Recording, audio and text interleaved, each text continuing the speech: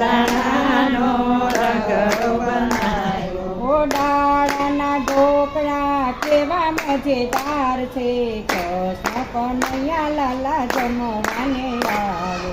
દાળાના ઢોકળા કેવા મજેદાર છે, જમવાને આવો. આ કઢીનું રાયતું બનાવ્યું, આ કઢીનું રાયતું બનાવ્યું. કેળા જમરૂખની ચટણી બનાવી, કેળા જમરૂખની ચટણી બનાવી. દહીંનો મઢો કેવો મજેદાર છે, કૃષ્ણ કનૈયા લાલા જમવાને આવો. દહીંનો